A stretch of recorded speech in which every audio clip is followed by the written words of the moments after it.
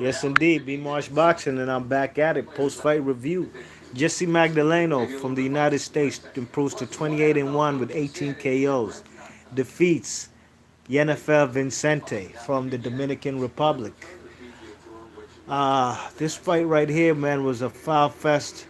Low blow punching Vincente, man. The guy didn't come to fight, man. The guy came to fight dirty. You know, he got dropped in the first round. You know what I'm saying? With the nice left hook to the body and the right hand cross, put the man on the canvas. You know what I mean? The Dominican Vincente didn't have his guard up. You know, he was crouching low, throwing low, and leaving himself wide open, especially for counters over the top. And that's exactly what happened. And he got popped, got put on the canvas in round one. A round that he looked like he was the aggressor and he looked like he wanted to dictate the pace. But obviously, there was a skill level difference that you could see between Magdeleno and Vincente. You know what I mean? I actually gave Magdeleno every single round of this particular fight. You know what I'm saying? In round four, Vincente started with the low blows. You know what I mean? Threw a mean low blow. He caught the man with the low blow, and Jesse Magdeleno was not protecting himself at all times. He got hit with the low blow. He looked at the ref and kind of turned his back, had his hands down. Vincente just jumped on him and he threw a straight right hand down the pipe and it knocked the man down. It looked like the fight was about to be over. Robert Bird, the referee, told Magdaleno, "You have 5 minutes if you can continue. If he couldn't continue, they'll gone to the scorecard." And obviously, Magdaleno would have won it in the fourth round when he got hit with that low blow. In round five, Magdaleno drops Yenifil Vincente with a jab with his right hand. You know what I mean? You know Magdaleno's a southpaw. And he drops him with the right hand. Nothing of consequence, you know, nothing severe that the man Vincente was hurt. But you could obviously see the skill difference, you know what I mean? Magdaleno was playing it safe for the most part, didn't want to engage too much, not because he thought he couldn't get his opponent up out of there. You could tell he was just sharpening his skills. These guys ain't fought in months. He was just trying to get back into the groove of things, you know what I mean? But for that particular uh, uh, infraction that Vincente caused in round five, hitting Magdaleno after the bell, Robert Bird did deduct 2 points away from him. So it was a 10-7 round because he was losing the round anyways. And the foul fest continued on in the later rounds, and it happened in round 9 and round 10. Overall, 4 warnings and 4 points deducted from Vincente. In the 10th round, the final round, the fight was about to be over. Magdaleno was going to win via wide unanimous decision. Robert Bird decided to stop the fight, and disqualified Yenifil Vincente.